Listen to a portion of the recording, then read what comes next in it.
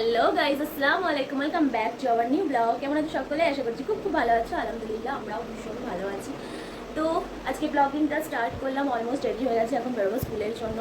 আর সকালবেলায় উঠেই আজকে ব্লগিংটা ফার্স্ট অফ অল আজকে ব্লগিংটা স্টার্ট করার কারণ হচ্ছে যে আমার 7 মান্থ প্রেগনেন্সি জার্নি কেমন যাচ্ছে, কাজ, তার সঙ্গে আমার তো সময়টা কেমন কাটছে সেটাই তোমাদেরকে শেয়ার করার জন্য আমি ভাবলাম যে চলো ছোট্ট একটা ব্লগিং তোমাদেরকে শেয়ার করি। যারা অনেকেই প্রেগনেন্ট আছো বা অনেকেই আর কি অনেকেই রিলেট করতে পারবে বিষয়টা। তো যাই হোক, 7 মান্থ পর্যন্ত আমি কাজটাকেও কন্টিনিউ করছি। আমি জানি না, আমি এখনও পর্যন্ত মেন্টালি মানে ঠিক করিনি যে কবে থেকে আমি কাজটা স্টপ করবো।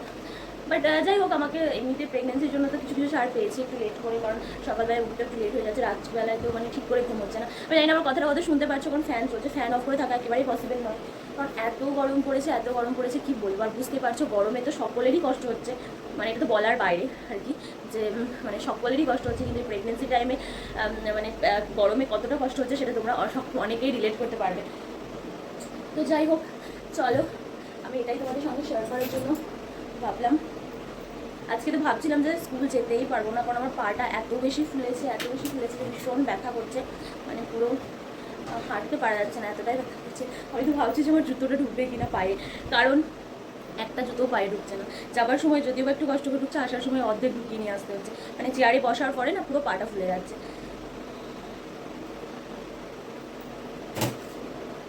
চলো আমি রেডি হয়ে নিই, রেডি অলরেডি হয়ে গেছি। আর এদিকে দেখো আমি দু হাতে দুটো চুড়ি পরেছি, দু রকমের আর কি। বাট এই যে চুড়িটা আছে, এই যে বালাটা আছে, এই বালাটা সেম বালাটা আমার এই হাতে ঢুকছে না, কারণ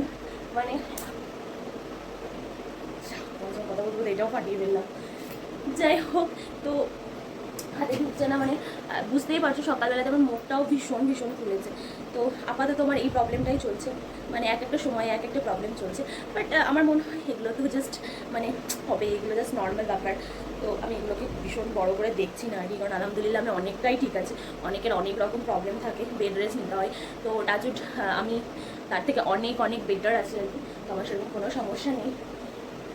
তো চলো, সেটাই, এক একটা সময় একটা প্রবলেম থাকবে। বাট আমার একটা সময় যে প্রবলেমটা ছিল সবটা হচ্ছে কাশি। রাত্রিবেলা হলে আমার এত কাশি হতো বলার বাইরে। কত রাত যে ঠিক করে ঘুমায়নি, কাশি আর হচ্ছে তোমার চুলকানি যেটা। তো ওই দুটো প্রবলেম থেকে আমি আপাতত এখনও রেস্টে আছে আর কি, ওই দুটো কমেছে। তো ওটার জন্য কী বলবো, ওটার জন্য অনেক অনেক আল্লাহর কাছে শুক্রিয়া। বাট এইগুলো তো নর্মাল ব্যাপার, এগুলো তো হবেই, বিকজ মা হওয়া তো সহজ জিনিস নয়। তো চলো, 7 মাস তো এরকমভাবেই কাটিয়ে দিলাম, আর তো 3 মাস। চলো বেশি বক করবো না, এমনিতে। তারপর বসে গেছি খেতে। আর প্রতিদিনই আমি খেজুর, ডিম সেদ্ধ এগুলো খাই। যতদিন হলো আর কি প্রেগনেন্সিতে, আমি 7 মাস ধরে কন্টিনিউ প্রতিদিন ডিম সেদ্ধটা খাই। হয়তো একদিন দুদিন এরকম কোথাও গেলে হয়তো গ্যাপ হয়ে যায়, বাট ডিম সেদ্ধটা আমি প্রতিদিনই নেওয়ার চেষ্টা করি। আর খেজুরটা আমি বরাবরই খাই। এমনিতে সকালবেলায় আমার খুব একটা হেভি খাবার খেতে ভালো লাগে না, কারণ কোনো দিনই খাইনি, তার জন্য মায়ের কাছে বকাও খেতাম আর কি। তো এখন যেহেতু খেতেই হচ্ছে, তো ডিম সেদ্ধটা আমি প্রতিদিনই নেওয়ার চেষ্টা করি। নর্মালি আমি দুধ, কাজু, অ্যালমন্ড এগুলো যেহেতু খাই না, তার জন্য এইগুলোকে স্কিপ করি না। এমনিতেই আমি বেসিক্যালি সব জায়গাতেই দেখা যায় দুধটা খেতেই হবে, কিন্তু আমি যেহেতু খাই না তার জন্য একটু টেনশনেও আছি যে হ্যাঁ আমার বাচ্চা সত্যি করে পুষ্টিকর হবে কি না। বাট ইনশাআল্লাহ আল্লাহর ইচ্ছে থাকলে তো সব কিছুই পসিবল, তার জন্য নয়। তো আমি ওই জন্য কষ্ট করে খাই না, যেটা আমার ভালো লাগে না সেটা তো আমার শরীর খারাপ করবে। তো আমি 2-4 দিন আর কি, 2-4 দিন না, কিছুদিন কন্টিনিউ করেছিলাম দুধটা, খুব কষ্ট করে, যাচ্ছে তাই ভাবে আর কি। সেটার তোমাদেরকে বললে বিষয়টা বাকিরা দেখলে আমাকে হাসতোই আর কি, নাক টিপে এরকম ধরে, কারণ এই স্মেলটা আমার ভীষণ গন্ধ লাগে। তো যাই হোক, তারপরে আমি আর কন্টিনিউ করলাম না, কারণ এত কষ্ট মষ্ট করে খাওয়াটা দরকার নেই। তো বাকি অন্য কিছুতে আর কি, যেগুলো যেগুলো পারি আর কি খেতে, যেমন শাকসবজি, ফল, এগুলো থেকেই নেওয়ার চেষ্টা করি আর কি। মাঝে মাঝে ভেজানো যে কাঁচা ছোলা, সেটাও আমি মাঝে মাঝে খাই আর কি। তো সারাদিন এরকমভাবেই চলে। যেহেতু বাচ্চার মধ্যেখানে আমার খুব কম নড়াচড়া করছিল, তো গ্লুকোজ পানি প্রতিদিন নেওয়া, তো এগুলোই আর কি চলছে। তোমাদেরও যদি কিছু মনে হয় যেগুলো খেতে পারো, তাহলে অবশ্যই আমাকে সাজেস্ট করো, আমি সেগুলো খাওয়ার চেষ্টা করব। যদি আমার সেগুলো আমি খেতে ভালোবাসি আর কি, কারণ খুব কষ্ট মষ্ট করে খাওয়া যেগুলো আমার পছন্দ নয়, সেগুলো জোর করে খেতে আমার একদমই ভালো লাগে না। যে জুতোটা অলরেডি বড় হতো আমার, সেই জুতোটা আমার পায়েই ঢুকছে না, কী অবস্থা।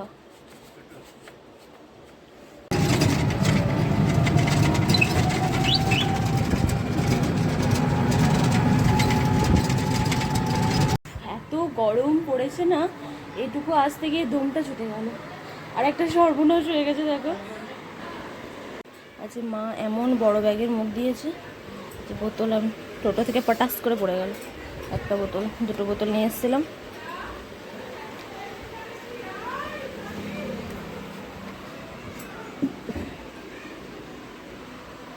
বোতলটা মানে টোটো থেকে এমনভাবে পড়লো যে পুরো ফেটে গেল, আর বোতলটাকে নেওয়া হলো না। তো একটা নর্মাল পানি নিয়েছিলাম, আর একটা একটু ফ্রিজের আর কি, কারণ কিছুক্ষণ পরে ওটা গরম হয়ে যায়, আমি ফ্রিজের পানি খুব একটা খাই না। তো ব্যাস শেষ। তো দেখো আজকে আমাদের ওয়াশকোট এসছে, এটাকে আই থিঙ্ক ওয়াশকোটই বলে, যেটা পড়লেই দেখতে পাবে হাফ হাতে টাইপের। এটা সব টিচারদের জন্য এসছে আর কি, মানে টিচারদেরকে এবার পরে আসতে হবে, আর ব্ল্যাক তো গরমে একটু সমস্যা হবে আর কি। আমাদের কোট এসছে, যেটাকে আই থিঙ্ক ওয়াশকোট বা কিছু একটা বলে। তো এটা টিচারদের জন্য এসছে আর কি। তো এবার থেকে টিচারদেরকে পড়ে আসতে হবে। এবার ব্ল্যাক কালার এই গরমে পড়ে আসা ভীষণ টাফ, ভীষণ টাফ।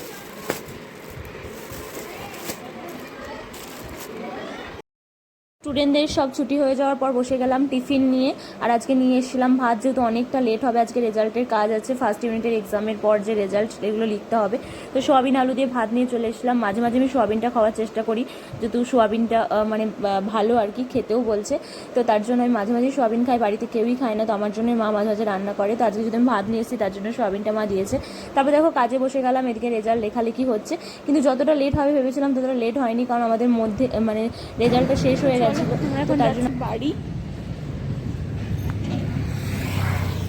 স্কুলের এখান থেকে টোটো পাওয়া খুব মুশকিল।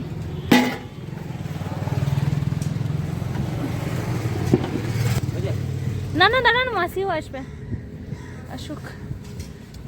হ্যাঁ, প্রচন্ড রোদ বাবারে। আসুন মাসি। চলে এসেছি বাড়ি, এত গরম বাইরে, এত গরম কি বলবো। তো চলো এখন রেস্ট নিই, মানে নিয়ে গেছিলাম আর কি, দেখলে ভাত খেয়েছিলাম, কারণ আজকে অনেকটা লেট হবে ভেবেছিলাম, বাট হলো না, কারণ রেজাল্টের যে মানে কপি সেটা শেষ হয়ে গেছে, ওই জন্য বেশিক্ষণ লাগলো না আর কি। তো ওই জন্য আজকে ভাতই নিয়ে গেছিলাম, ভেবেছিলাম অনেকটা লেট হবে, ভাতটা খেয়েও নিয়েছিলাম, বাট গ্লুকোজ নিয়ে গেছি, কলা নিয়ে গেছি, কোনোটা খাওয়ারই সময় হয়নি, আর এত গরমে আর ভালো লাগছে না। তো বাড়ি চলে এসেছি, এত গরমে কি বলবো আর খুঁজেও পাচ্ছি না। যাই হোক চলো, পা এত ফুলে গেছে কি বলবো তোমাদেরকে, মানে পায়ের জন্য, মানে পা আমার এত ফুলছে, মানে পায়ের জন্য আমাকে স্কুল আরও তাড়াতাড়ি কুইট করতে হবে, এত কষ্ট হচ্ছে হাঁটাচলা করতে, প্রচণ্ড ভারী লাগছে পা। তো চলো আবার পরে কথা, হ্যাঁ ভাই বেশি বলা দরকার না।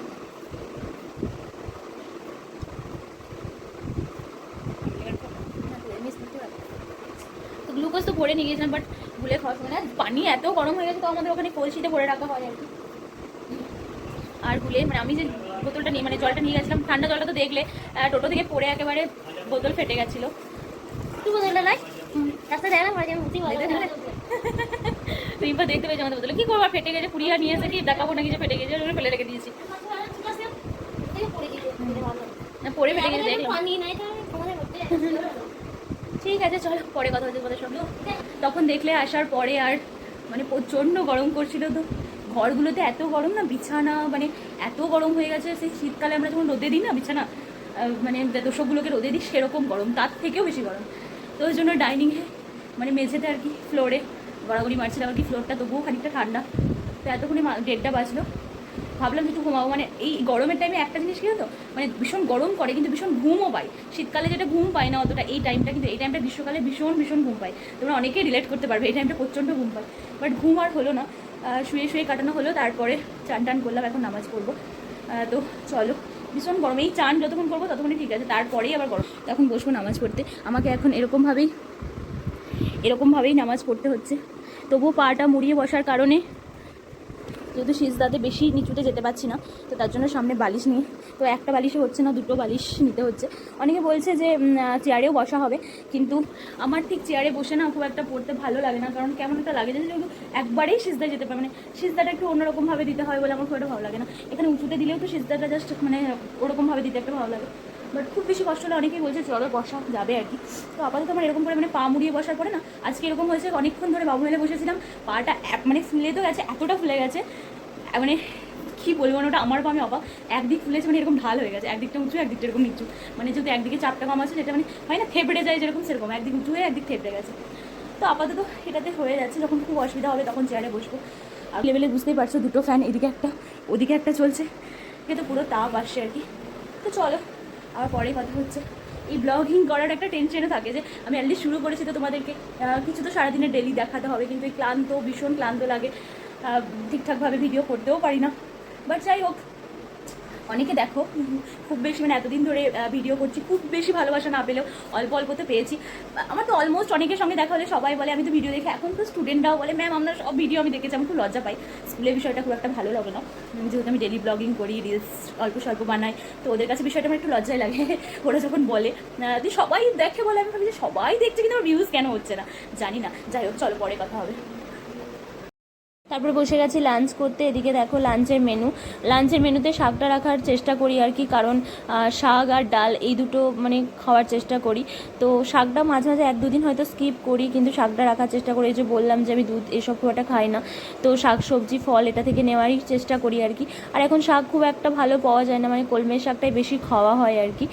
যাই হোক, তারপরে আমি একটা নতুন জিনিস খাওয়া শুরু করেছি, সেটা হচ্ছে মিষ্টি দই, যেটা আমি বরাবরই কোনো দিন খাই না। মিষ্টিটা অনেক আগে ছোটোবেলায় অল্প স্বল্প খেতাম, টক দইটা তো আমি একদমই খেতে পারি না, বাট টক দইটা খাওয়াটা বেশি উপকার, কিন্তু আমি মিষ্টি দইটাই খাচ্ছি এখন। আর বুঝতে পারছো খুব টুঙে টুঙে খাচ্ছি, কারণ আমার ভীষণ মানে পছন্দ সেটা নয়, বাট ভাবছি যে যতটুকু খাওয়া দরকার আর কি একটু খাওয়া দরকার, কারণ আমাকে ওর কথাও ভাবতে হবে আর কি।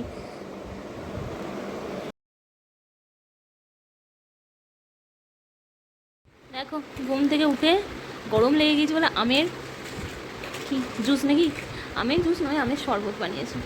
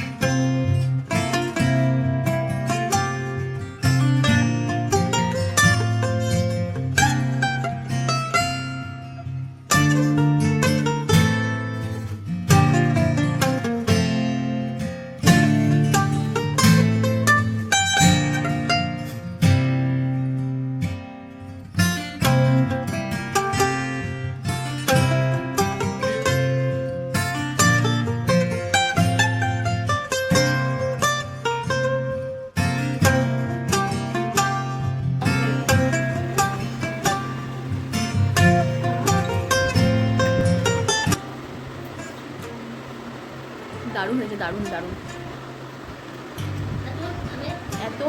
এত গরম কি বলবো, গরমে ঘুমিয়ে এলো। আজকে গরমটা অনেক বেশি, এমনিতেও খবরে দেখাচ্ছে যে কয়েকদিন আর কি বেশি থাকবে। এই লঙ্কা আর হলুদটা দিয়ে না আরও ঝাল ঝাল বেশ সুন্দর লাগছে।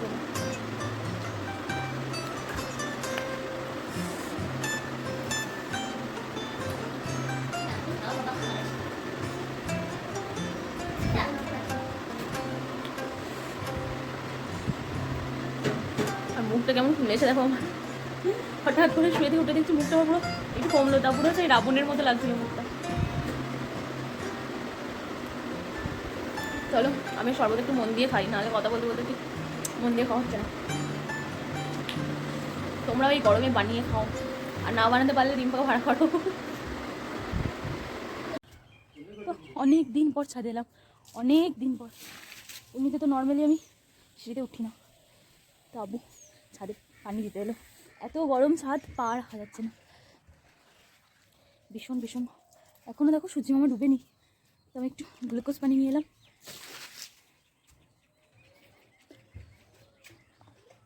এর জন্য খেলাম না। এই বাবরে জুতো নিয়ে ভালো, দেখি গরম লাগছে। পানি দিয়ে চেষ্টা করা কি ঠান্ডা হওয়া, কিন্তু হবে না, ব্যর্থ চেষ্টা। এই ভাবটা এবার নামবে, এখন বিশাল গরম হবে। মা আছে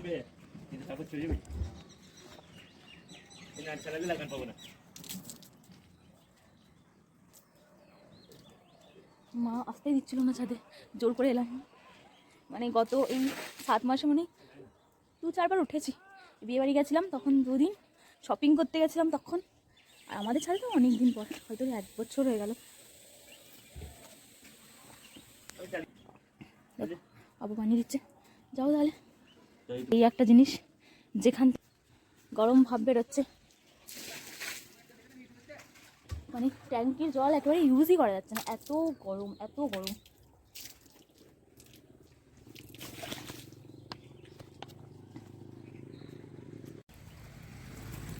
পাটা কেমন ফুলেছে দেখতে, এবার বুঝতে পারবে তোমরা যে কতটা ফুলেছে আমার পাটা। আব্বুর এক দফা দেওয়া হয়ে গেল, কতবার দিবেন একবার? এটা হচ্ছে, এটা কি কি পানি হলো, বাসছি নাকি? এবার টাটকা দেওয়া হবে, ডাইরেক্ট মোটর থেকে বেরোবে, তারপরে দেখা যাক কাজ করে কিনা। ছাদের ভাবটা কমলো, নিচের ভাবটা কমলো নাকি তার ঠিক।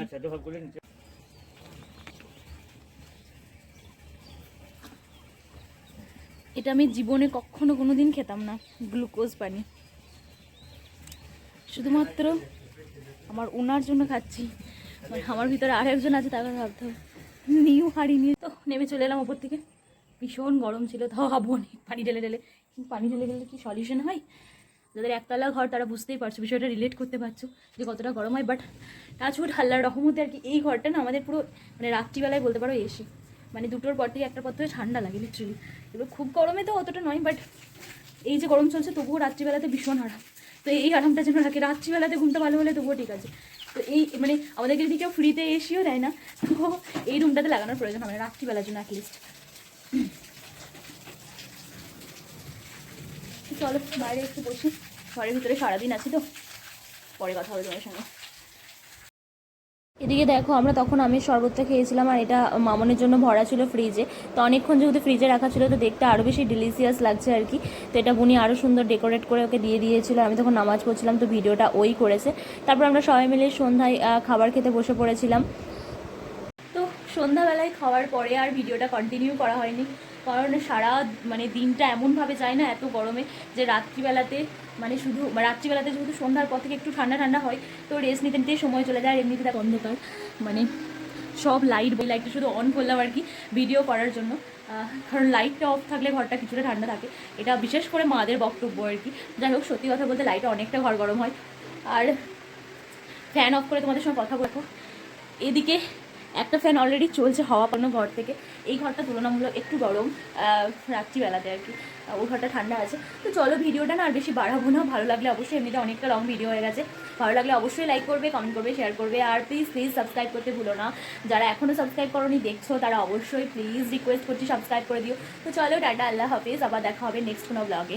Tata, good night.